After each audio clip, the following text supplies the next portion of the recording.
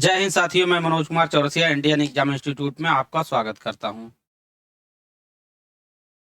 साथियों, आज हम लोग पढ़ेंगे एनसीईआरटी कक्षा 6 की इतिहास की बुक का अध्याय 5 पढ़ेंगे।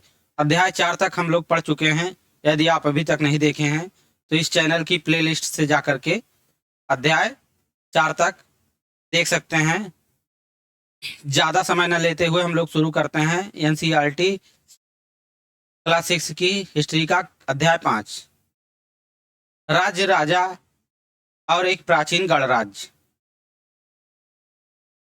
अध्याय 5 का नाम है राज्य राजा और एक प्राचीन गणराज्य। कुछ लोग शासक कैसे बने। पहली हेडिंग है कुछ लोग शासक कैसे बने। लगभग 50 वर्षों से हम अपने शासकों का चुनाव मतदान के जरिए करते आ रहे हैं, लेकिन बहुत पहले लोग शासक कैसे बनते थे। आज तो लगभग 50 सालों से हम लोग मतदान के जरिए चुनाव करते आ रहे हैं शासकों का, लेकिन बहुत पहले लोग कैसे शासक बनते थे। आज से करीब 3000 साल पहले कुछ लोग बड़े बड़े यज्ञों को आयोजित कर राजा के रूप में प्रतिष्ठित हो गए। अश्वमेध यज्ञ ऐसा ही एक आयोजन था। अश्वमेध यज्ञ प्राचीन समय में किया जाता था। अश्वमेध यज्ञ एक ऐसा ही आयोजन था जिसमें एक घोड़े को राजा के लोगों की देखरेख में स्वतंत्र विचरण के लिए छोड़ दिया जाता था। इस घोड़े को किसी दूसरे राजा ने रोका तो उसे वहां अश्वमेध यज्ञ करने वाले राजा से लड़ाई करनी पड़ती थी। अगर उन्होंने घोड़े को जाने दिया तो इसका मतलब यह होता था कि अश्वमेध यज्ञ करने वाला राजा उनसे ज्यादा शक्तिशाली था। इसके बाद उन राजाओं को यज्ञ में आमंत्रित किया जाता था। यह यज्ञ पुरोहितों द्वारा संपन्न किया जाता था। इसके लिए उन्हें उपहारों से सम्मानित किया जाता था। अश्वमेध यज्ञ करने वाला राजा बहुत शक्तिशाली माना जाता था। यज्ञ में आमंत्रित सभी राजा उसके लिए उपहार लाते थे। अश्वमेध यज्ञ के घोड़े को राजा के लोगों की देखरेख में छोड़ दिया जाता था और जिस शासक के क्षेत्र से जाता था, यदि वो शासक उस घोड़े को या अन्य कोई व्यक्ति उस घोड़े को रोकता था अश्वमेध यज्ञ के घोड़े को, तो अश्वमेध यज्ञ करने वाले राजा से उसे युद्ध करना पड़ता था। और यदि जाने देता था तो इसका मतलब उससे उसकी पराधीनता स्वीकार कर ली। इसका मतलब सीधे था कि अश्वमेध यज्ञ करने वाला राजा उससे अधिक शक्तिशाली था। और फिर ऐसे राजाओं को जिनके क्षेत्र से विचरण करते हुए जाता था अश्वमेध यज्ञ का घोड़ा, तो उसे उस क्षेत्र से जाने वाले राजाओं को यज्ञ में आमंत्रित किया जाता था।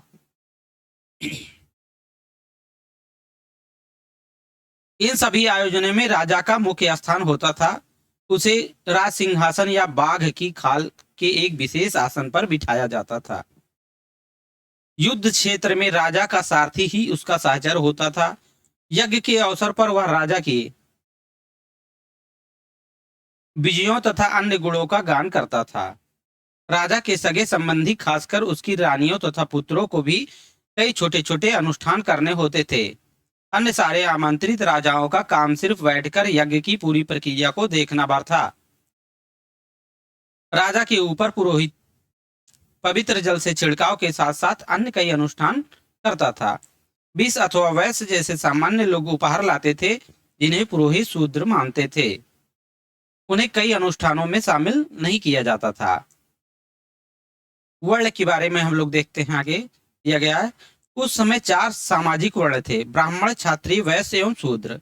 ब्राह्मणों का काम वेदों का अध्ययन और यज्ञ करना था, जिनके लिए उन्हें उपहार मिलता था। क्षत्रियों का काम युद्ध करना और लोगों की रक्षा करना था। वैश्यों के काम खेती, पशुपालन तथा व्यापार थे। शूद्रों का काम अन्य तीनों वर्गों की सेवा करना था। उस समय 4 सामाजिक वर्ग थे: ब्राह्मण, क्षत्रिय, वैश्य एवं शूद्र। ब्राह्मणों का काम वेदों का अध्ययन, अध्यापन और यज्ञ करना था, जिसके लिए उन्हें उपहार मिलता था। क्षत्रियों का काम युद्ध करना और लोगों की रक्षा करना था। वैश्यों के काम खेती, पशुपालन तथा व्यापार थे।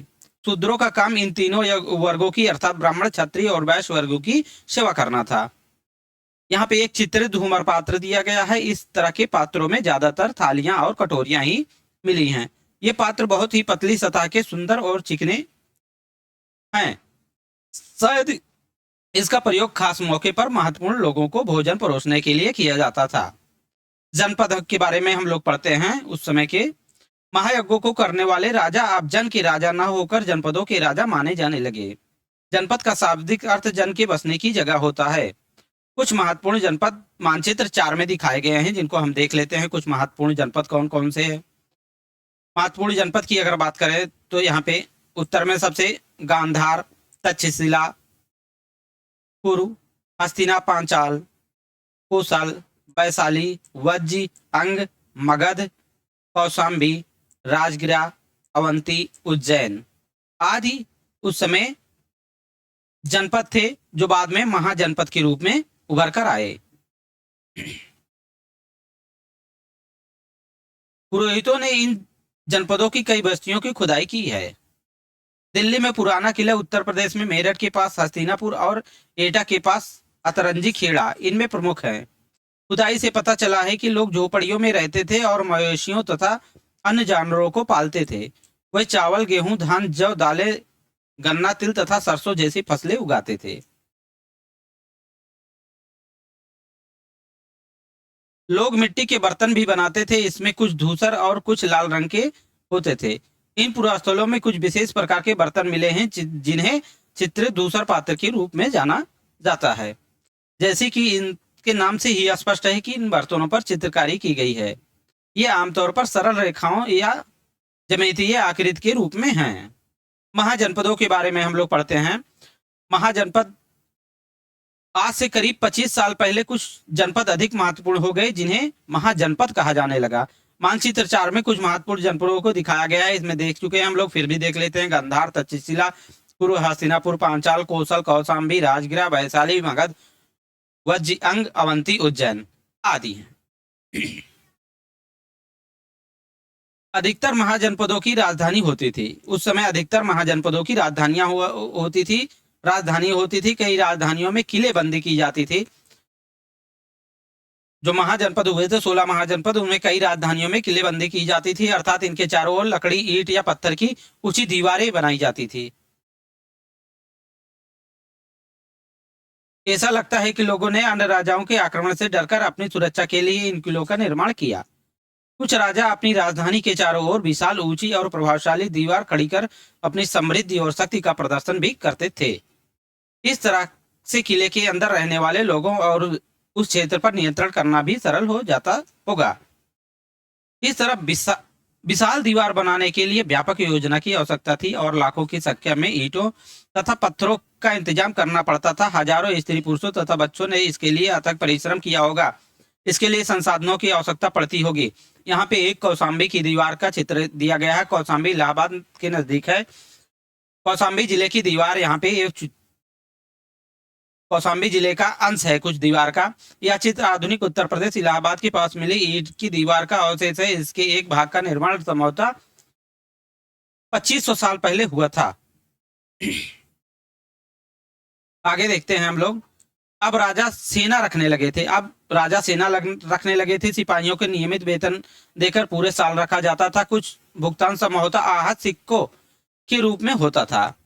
उसमें नियमित भुगतान भी दिया जाता था। साल भर सिपाही रखे जाते थे।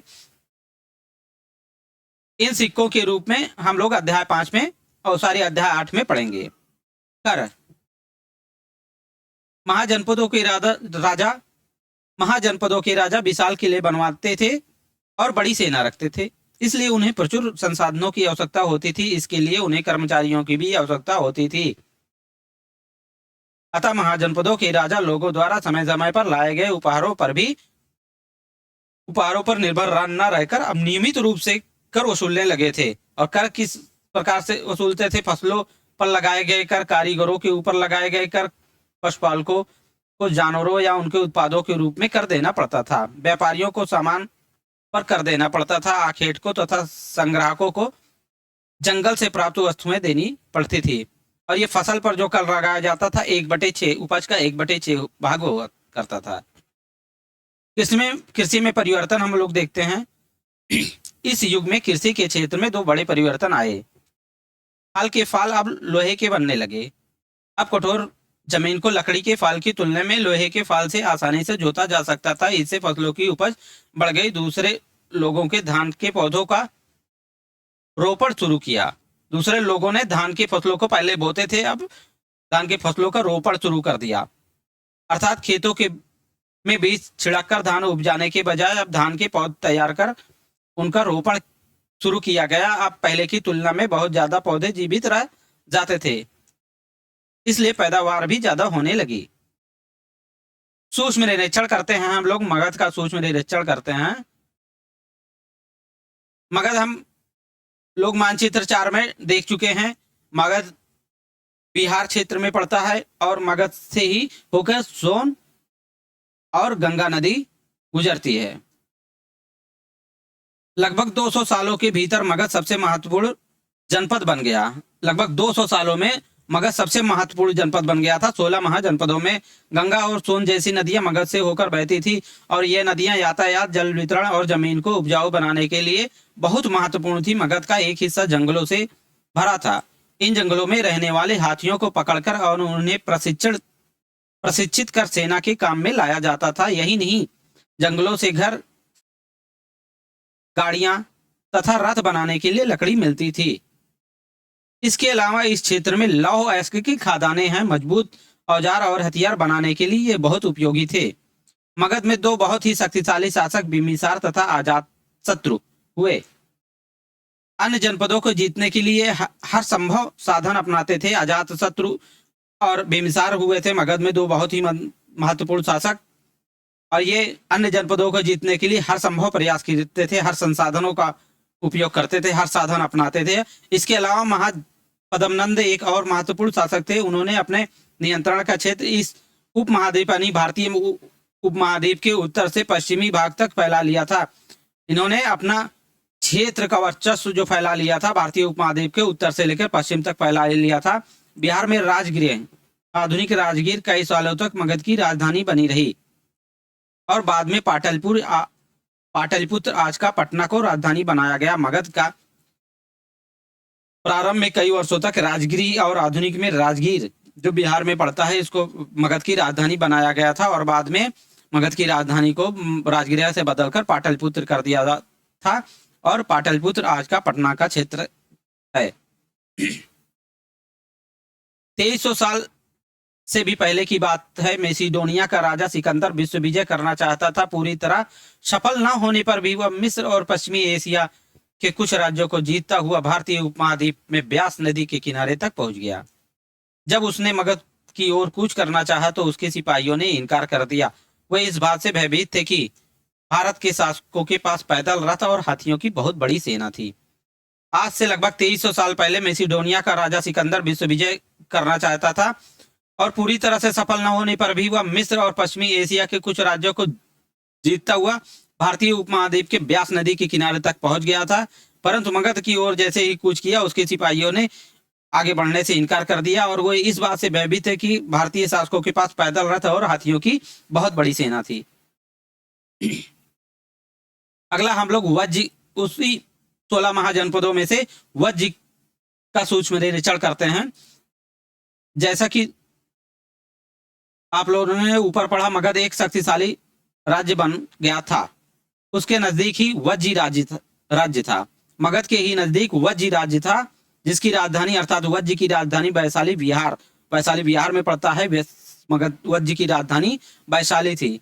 यहाँ एक अलग किस्म की शासन व्यवस्था थी जिसे गढ़ या संघ कहते थे। यानी यहाँ की वज्र की शासन व्यवस्था में अलग तरीके की थी। इसमें गढ़ या संघ शासन करते थे। गढ़ या संघ में कई शासक होते थे और इनमें से प्रत्येक व्यक्ति राजा कहलाता था। यह सभी राजा विभिन्न अनुष्ठानों को एक साथ संपन्न करते थे। सभाओं में बैठकर ये बातचीत, बहस और वाद विवाद के जरिए तय करते थे कि क्या करना है और किस तरह करना है। शत्रुओं के आक्रमण से निपटने के लिए वे मिलकर चर्चाएं करते थे। स्त्रियां, दास तथा कम्मकार इन सभाओं में हिस्सा नहीं ले सकते थे। यानी कि वज्र में गढ़ या संघ शासन करता था और गढ़ और संघ में कई शासक होते थे। कभी कभी प्रत्येक व्यक्ति शासक होता था और ये सभी लोग मिलकर के आपस में बैठकर बातचीत, बहस, वाद विवाद के जरिए क्या करना है, क्या नहीं करना है, शत्रुओं से कैसे सुरक्षा करनी है, इन सब के बारे में चर्चा करते थे और योजनाएं बनाते थे। स्त्रियां, दास तथा कम्मकार, कम्मकार का मतलब मजदूर, इन सभाओं में हिस्सा नहीं ले सकते थे। वज्र निकाय का वर्णन, वज्र निकाय का वर्णन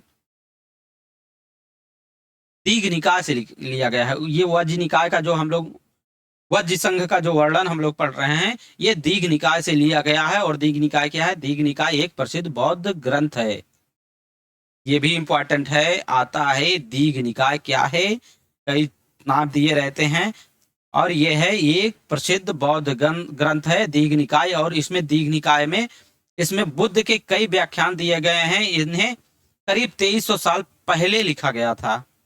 अजात शत्रु और वज्र संघ के बारे में हम लोग पढ़ते हैं। अजात शत्रु वज्र संघ पर आक्रमण करना चाहता था। अजात शत्रु मगध का शासक था और ये वज्र संघ पर आक्रमण करना चाहते थे।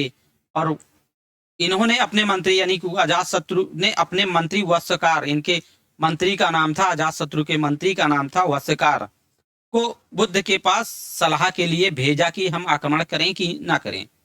बुद्ध ने उनसे पूछा, अर्थात वत्सकार से पूछा कि क्या वज्र सभाएं नियमित रूप से होती हैं तथा उनमें सभी सदस्य उपस्थित होते हैं। जब उन्हें पता चला कि ऐसा होता है, वहां पे नियमित सभाएं होती हैं और वहां के वासी वज्रवासी उसमें नियमित रूप से भाग लेते हैं, तब उन्होंने कहा, बुद्ध ने कहा कि वज्रवासी तब तक उन्नति करते रहेंगे जब तक वे पूर्ण और नियमित सभाएं करते रहेंगे, आपस में मिलजुल कर काम करते रहेंगे, पारंपरिक नियमों का पालन करते रहेंगे, बड़ों का सम्मान, समर्थन और उनकी बातों पर ध्यान देते रहेंगे, वज्र महिलाओं के साथ जोर जबरदस्ती नहीं करेंगे और उन्हें बंधक नहीं बनाएंगे, शहरों तथा गांवों में चैत्यों का रखरखाव करेंगे, विभिन्न मतावलंबी संतों का सम्मान करेंगे और उनके आने या जाने पर कोई रोक नहीं लगाएंगे।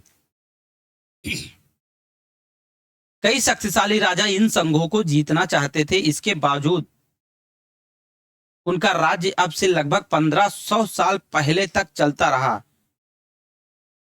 उनके बाद गुप्त शासकों ने गढ़ और संघ पर विजय प्राप्त कर उन्हें अपने राज्य में शामिल कर लिया। इसके बारे में हम लोग अध्याय 9 में विस्तार से पढ़ेंगे। आगे कुछ उपयोगी शब्द दिया गया है। राजा, अश्वमेध, वर्ण, जनपद, महाजनपद, किलेबंदी, सेना, कर, पौधरोपण, गढ़ या अथवा संघ। तो सही गलत का निशान लगाने के लिए दिया गया है अश्वमेध घोड़े। अश्वमेध के घोड़ों को अपने राज्य से गुजरने की छूट देने वाले राजाओं को यज्ञ में आमंत्रित किया जाता था। हाँ, सही है, किया जाता था। राजा के ऊपर सारथी पवित्र जल का छिड़काव करते थे, नहीं पुरोहित अर्थात ब्राह्मण राजा के ऊपर पवित्र जल का छिड़काव करते थे। पुरातत्वविदों को जनपदों की बस्तियों में महल मिले हैं, नहीं पुरातत्वविदों को जनपदियों में महल नहीं मिले हैं, झोपड़ियां मिली हैं खुदाई में। चित्रे दूसरे पात्रों में अनाज रखा जाता था खाने पीने के लिए, संभवतः विशेष अतिथियों को खाने पीने के लिए इसमें दिया जाता था, तो ये अनाज नहीं रखा जाता था, तो ये गलत है। महाजनपदों में बहुत से नगर किलेबंद थे। हाँ, महाजनपदों में बहुत से नगर को किलेबंद किया जाता था, सुरक्षा की दृष्टि से और अपना वर्चस्व दिखाने के लिए, अपना प्रभुत्व दिखाने के लिए भी किलेबंदी किया जाता था। बहुत से शासक करते थे। कुछ महत्वपूर्ण तिथियां दिया गया है। नए शासक आज से लगभग 3000 साल पहले, महाजनपद लगभग 3000 साल पहले, सिकंदर का आक्रमण, दीघ निकाय का लेखन, ये दोनों आज से 2300 साल पहले। गढ़ या संघ राज्यों का अंत कब हुआ? तो आज से 1500 साल पहले हुआ। गढ़ राज्यों के संघ पर गुप्त शासकों ने इन्हें जीतकर अपने राज्य में मिला लिया।